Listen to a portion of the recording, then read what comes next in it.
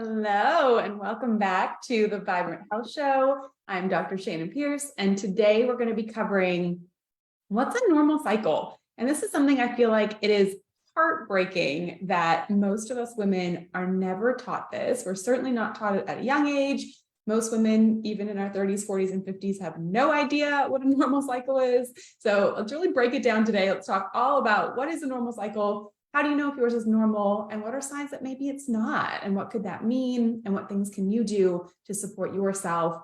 Or if you have younger, teenage or preteen girls, this is going to be really valuable information, things that you should be teaching them that every woman should know. So let's break it down together. Now, there's so many topics we could go into when it comes to what's a normal cycle. I'm going to hit the most important ones today, and then I will have other videos and other episodes that will talk about birth control. We'll talk about how to actually track like fertility type stuff. We won't have time to go into all of that today, but I will definitely do additional videos, longer form videos on those topics as well.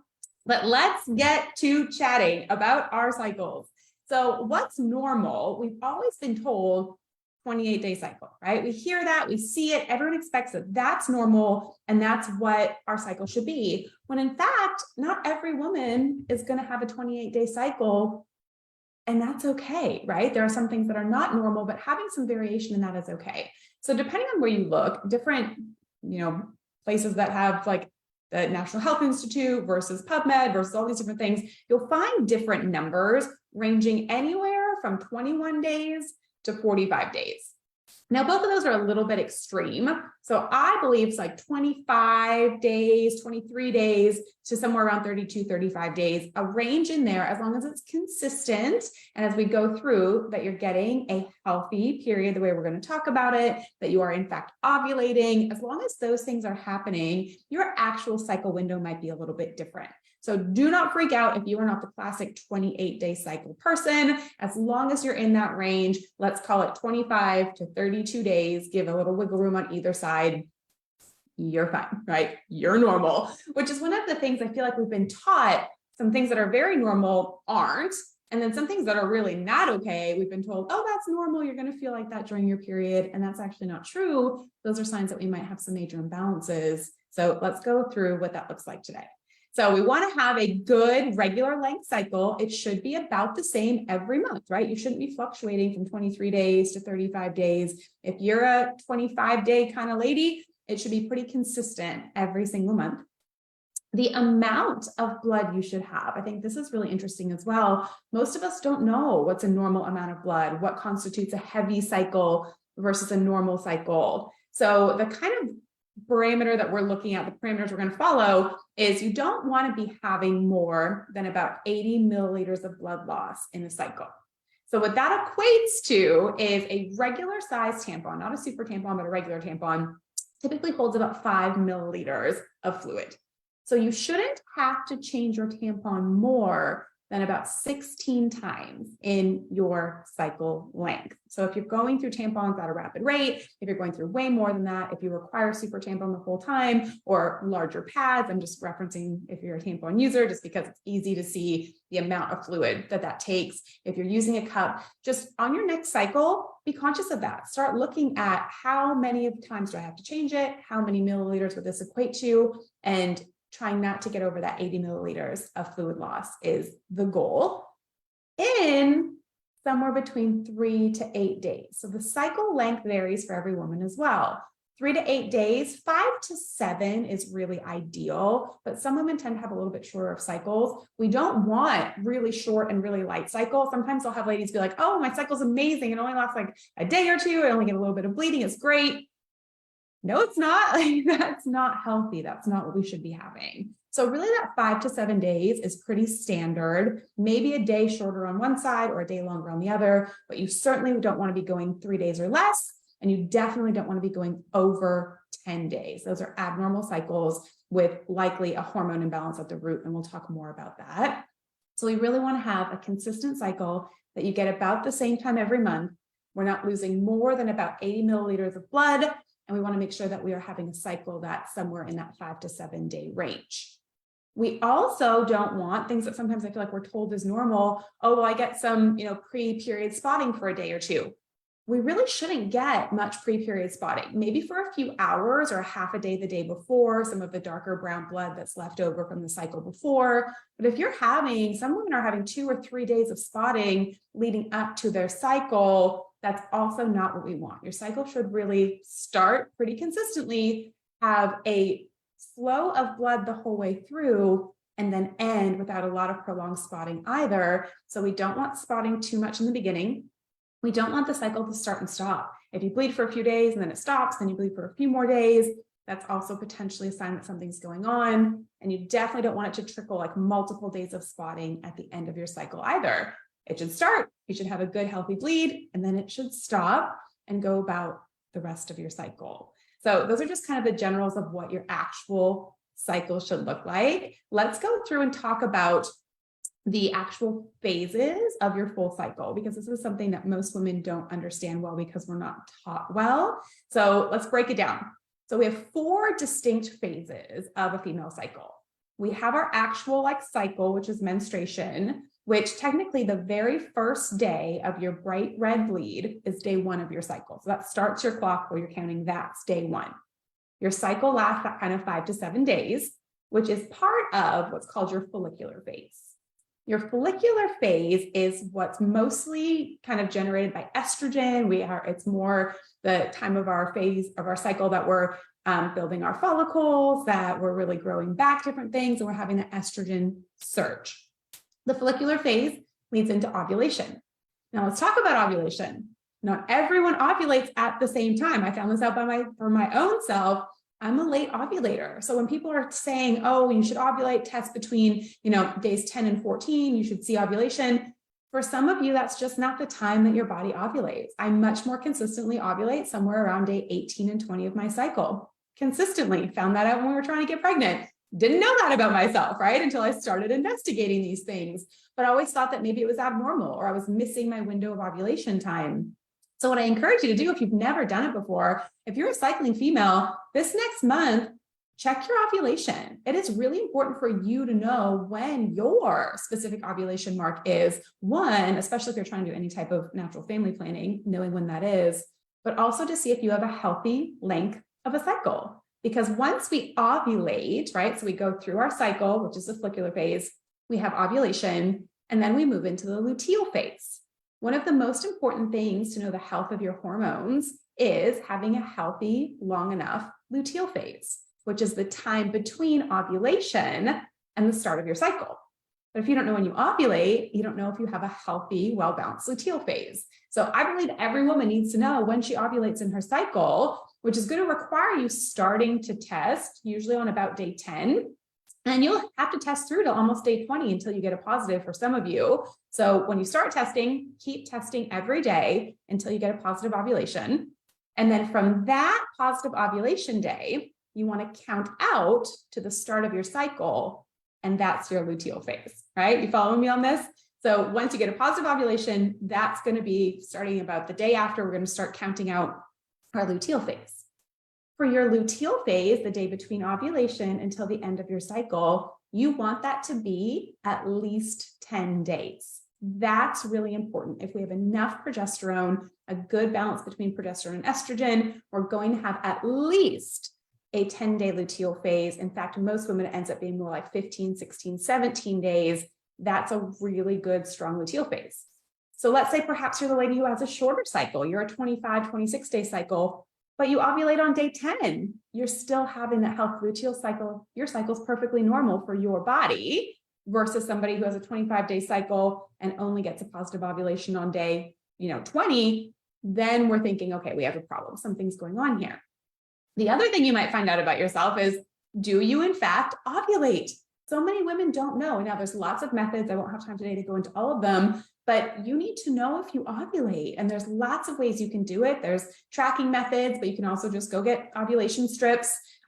Interesting fact about ovulation strips, they're more accurate if you don't do it first thing in the morning. You more want to do it around 10, 11 a.m. Let your body kind of get up and get moving, not first urination of the day for the most accurate results. So I would do that. If you've not done that before, if you don't know what days you ovulate, or if you are ovulating, that is just as important for you to know as a woman. then your cycle length and all of those things too, because it all goes into, are you having a healthy, full cycle? Our cycle is not just about our period. If your period is not great, or if it's bad, or you get pain and discomfort, it is because of other things happening during the entirety of your cycle that's creating those symptoms. So it's only been a couple minutes. I'm only talking for 10 minutes and I've already given you a lot to go back and do, right? I want to know, how long is your cycle? When do you ovulate? Do you have a healthy amount of blood loss? Do you have the right type of bleeding? These are all things you can really self-examine over this next cycle to start gaining more information about yourself, right?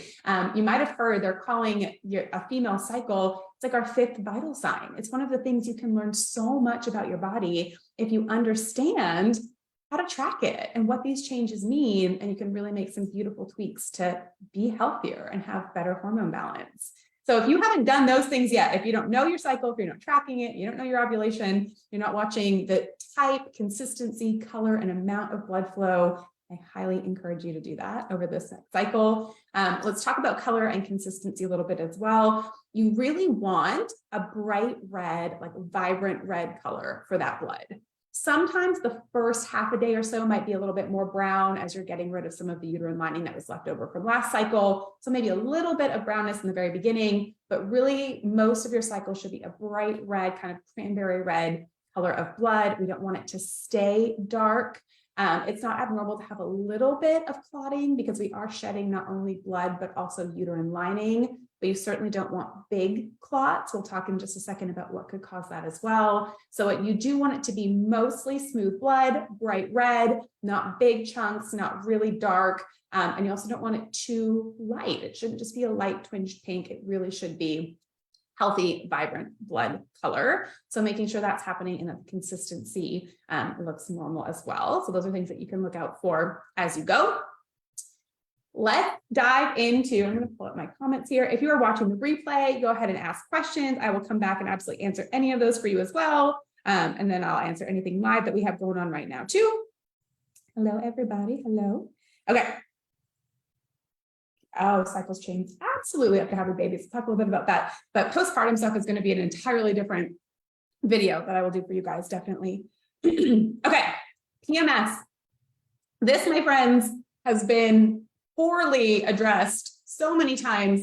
And because misery loves company, and we love to commiserate, women will talk about how bad their PMS is or say, oh yeah, I'm like that around my cycle too. So we've normalized this crazy amount of symptoms, which is not normal, which is things that are giving you really clear signs that something's going on with your body. So I'm going to go through what some normal changes, right? There are normal changes that happen around your cycle, totally fine. But a lot of these have become so magnified, and those are not normal.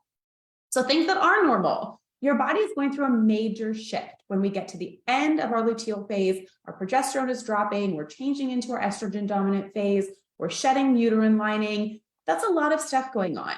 So it is very normal for that week around your cycle to have a little bit more fatigue, right? I always feel like I'm moving just at a little slower pace than I normally am. I'm taking things easy. Sometimes I want to rest a little bit more. That is totally normal.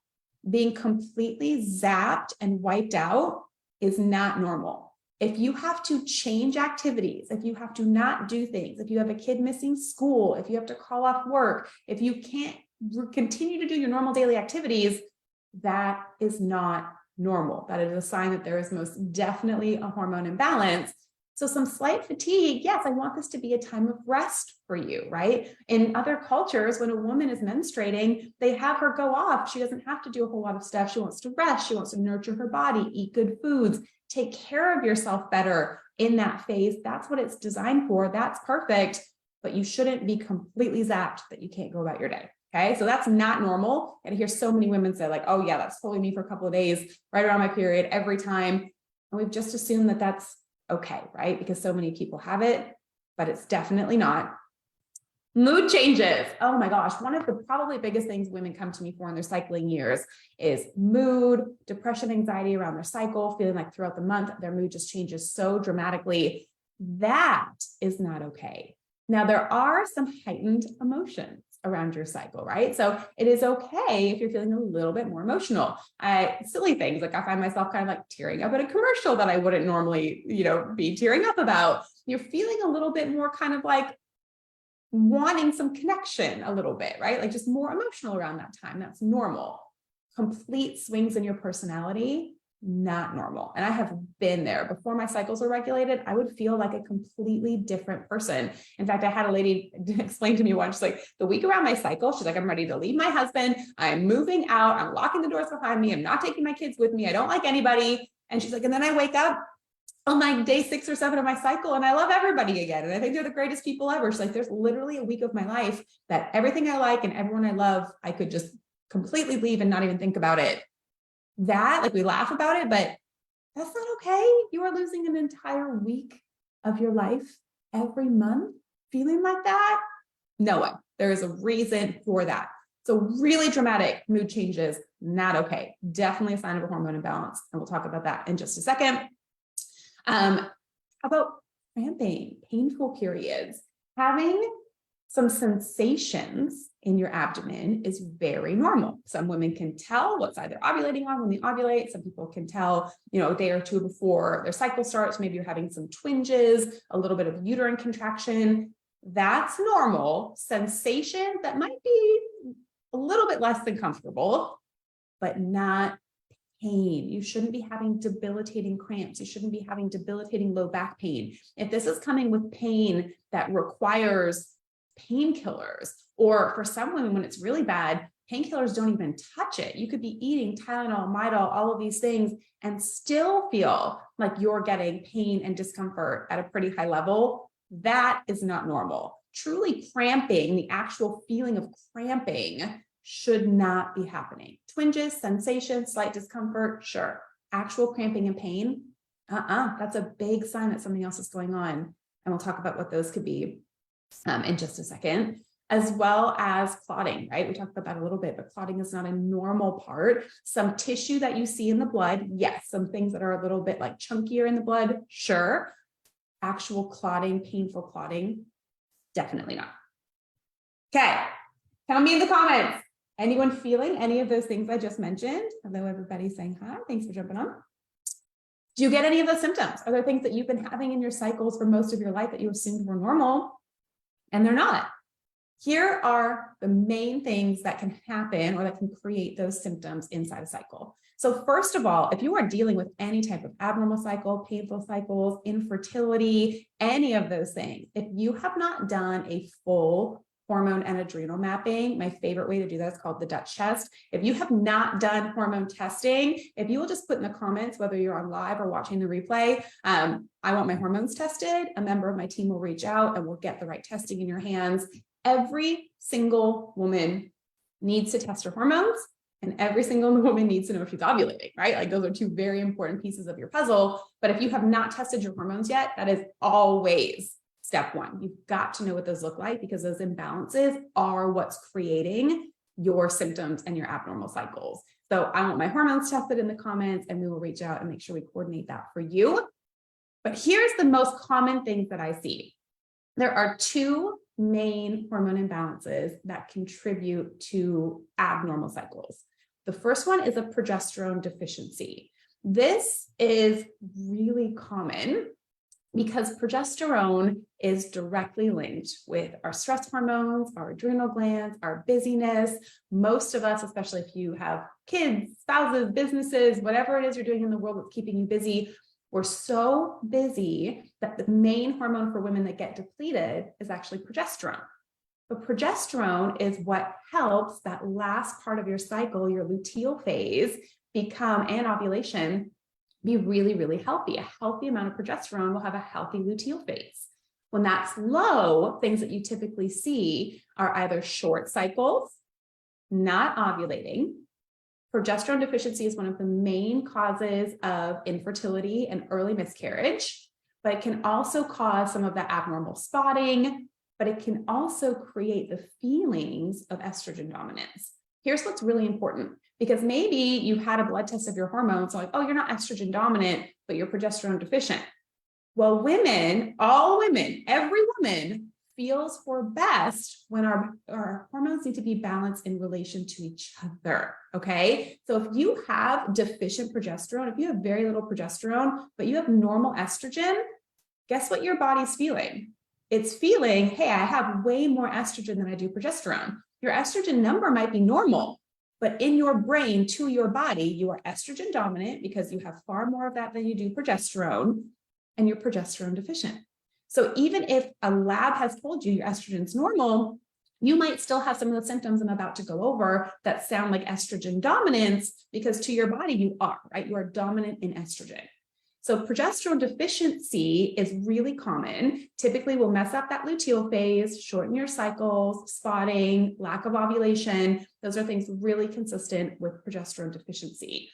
Some other common symptoms of progesterone deficiency are headaches, fatigue, especially fatigue that comes with heaviness, almost feeling like chronic fatigue type symptoms. Brain fog is huge. Progesterone is such a protective hormone for our brain, our cardiovascular system. It's so important. Progesterone is really like our power hormone for women. Like when you have good, healthy progesterone, you feel amazing.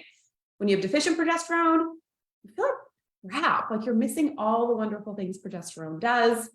So if you have headaches, even outside of your cycle, if you have that level of fatigue, skin issues, a lot of times, psoriasis, eczema, those types of things have been linked to a progesterone deficiency as well. So if you're having some of those symptoms in conjunction, especially with some cycle problems, really make sure you're getting proper testing of your progesterone. So progesterone deficiency is one of the hormone kind of imbalances that we see often with cycle problems. But so is estrogen dominance, right? And remember the same thing. You might actually have normal progesterone levels, but if your estrogen is sky high, same deal, right? What do you feel? Your body feels an estrogen dominance, and it technically feels deficient in progesterone because they're not matching up. We want our hormones nice and level compared to each other. That's where you will feel your best. So don't get tripped up. If a number comes back normal on a lab, but you're having symptoms that show that, it has to be looked at in relationship to your other hormones. Estrogen dominance is, especially in women 40 and under, probably the main hormone imbalance I see. It is very inflammatory. Estrogen dominance is one of the main reasons you get bad cramping, heavy bleeding, long cycles, clotting, all of those types of things. Estrogen dominance tends to be at the root of those types of issues. And estrogen dominance over time, especially if your detox pathways aren't open, your body's not metabolizing it properly, estrogen dominance over time has been linked to things like endometriosis, abnormal cell growth. We know that different estrogen dominants have been linked to different cancers. That is just a long-term issue that absolutely needs to be regulated. We don't want to stay in that estrogen dominant situation for very long at all, whether it's impacting your cycle or not, right? So knowing that is really important.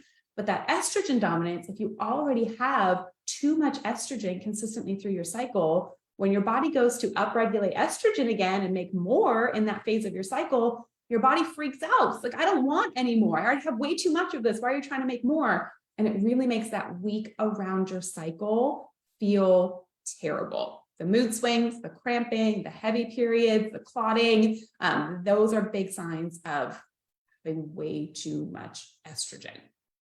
So things that you can start doing right away.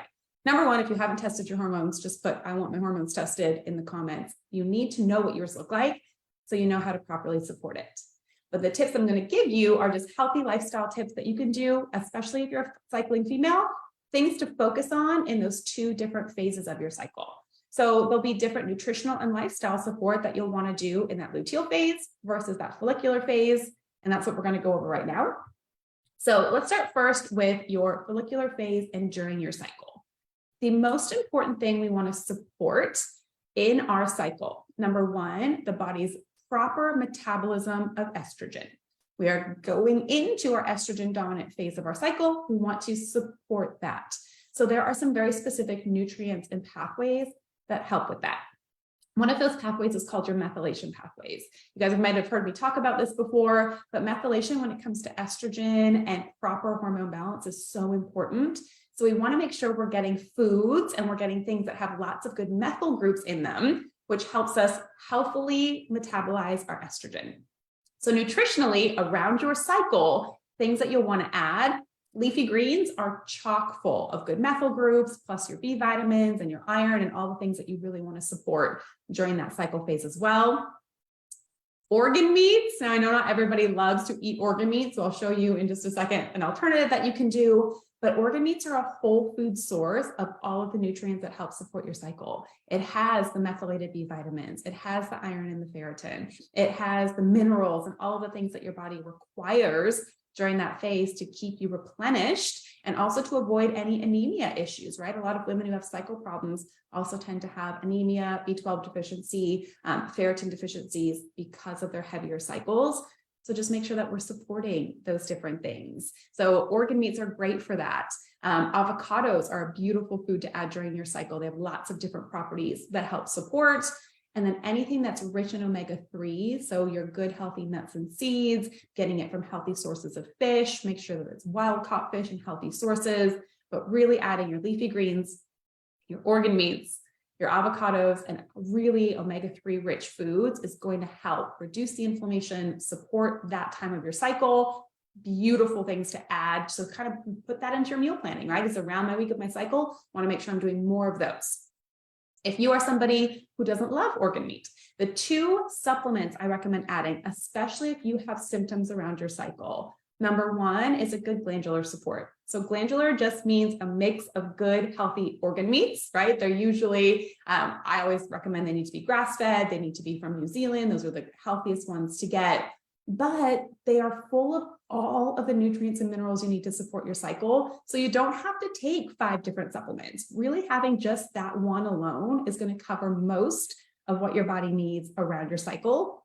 So I typically recommend starting that about 3 days out from your cycle and taking it all the way through to the end of your bleed to really make sure you're supporting that phase. So you can either eat the organ meats or you can do it in a glandular supplement. I'll drop a link to that one below. And another really simple addition is adding magnesium around your cycle. Magnesium is responsible for so many chemical reactions in the body, including healthy blood flow, cardiovascular system. It helps cramping. It helps calm uterine contraction to reduce the pain in your abdomen if you're having cramps still. It helps with energy, like all the things that we want support around in our cycle. Magnesium is such a great way to do that. Now, there are so many different sources of magnesium. Again, I could do an entire video on what each type of magnesium does.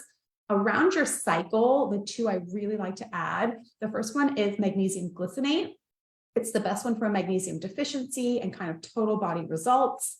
And then magnesium oronate is the one, technically it's known for cardiovascular system, but that means blood flow, right? That's all of our arteries and vessels and the blood flow from our uterus. It really helps that situation. So making sure those are the 2 you're choosing. There's lots of other different ones. I actually just rolled out literally today. This is perfect timing. I didn't think I'd have it by today. But my magnesium blend is our brand new supplement in my supplement line. And it is the blend of my 3 favorite types of magnesium and something I highly recommend taking around your cycle. Same thing, start about 3 days out, take to the end of your cycle. A good glandular complex paired with a magnesium will really help nourish and support your body through this very natural phase, right? A cycle is not something to be afraid of. We should have nice, healthy cycles and support them properly. So those are the things you can do nutritionally.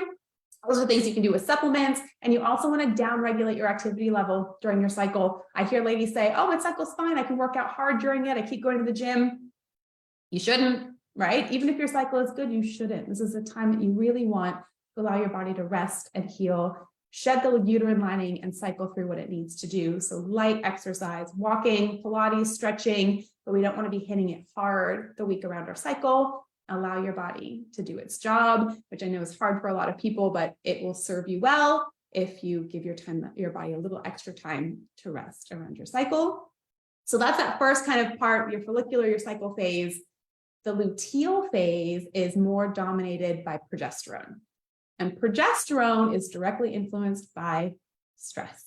So the absolute best things you can do in your luteal phase is support adrenal function. I've talked about it many times. There's videos in here in the group about my adrenal tonic. It is so easy. You make it at home. It's ingredients you can get from any store or on Amazon. If you're not doing it yet, I highly recommend you add the adrenal tonic at least in that luteal phase. So you're supporting adrenals so that you're not draining more progesterone.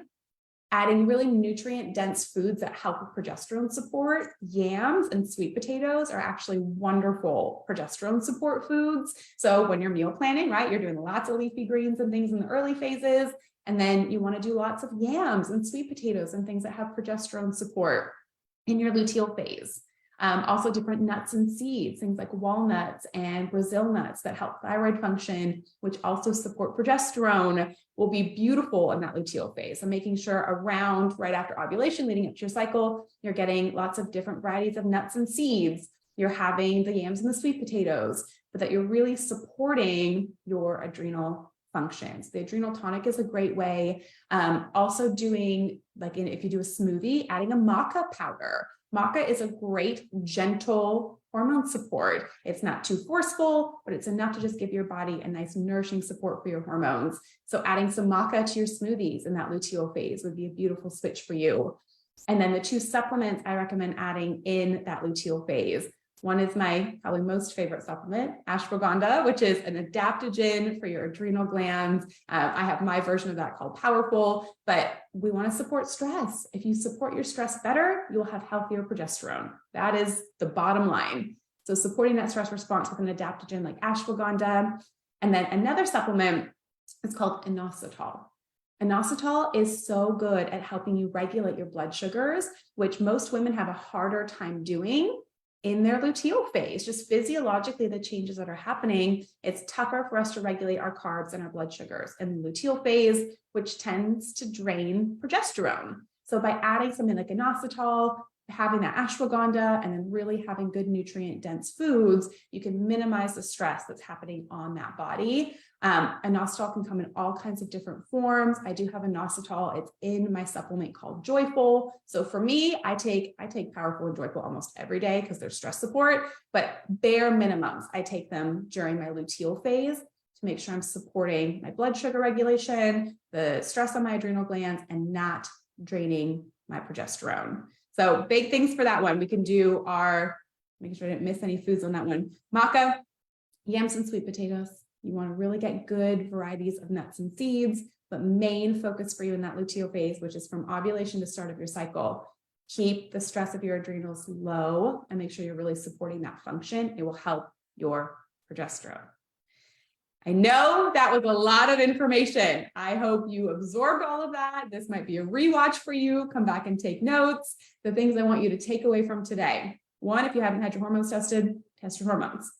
2, track your cycle closely this time. Notice those changes. Do you feel better in a certain phase, in your follicular phase versus your luteal phase? What is your cycle like? Are you hitting all those normal parameters we just talked about length of cycle, flow of cycle, type of blood, how all of that is running in your body? Are you ovulating? These are true vital signs that a woman needs to know about her body. So I encourage you this month to go and do that research on your own body, figure out those things about yourself, because the more we know about our own physiology and our own pathways, the better choices we can make to continue to stay or get well. And that's what I believe is true preventative healthcare, right? Know your body, know what it needs, and give it the right things ongoing so that we can correct problems before they become disease, right? And then it's on us as the patient, right? Not just the doctor. I can share all this information with you, but it's on you and I as the patient to really be the advocate for our own health.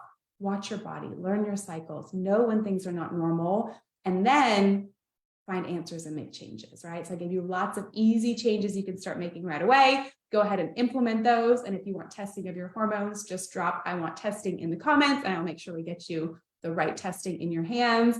But thank you guys so much for watching. This whole month, I'm going to be talking all about women's health issues. So we're going to be hitting menopause, PCOS, endometriosis. We're going to be hitting all the things I get lots of questions about. Will be the topic of my series this month on the Vibrant Health Show. So keep checking back in. Lots of great information coming your way, and have a great rest of your day.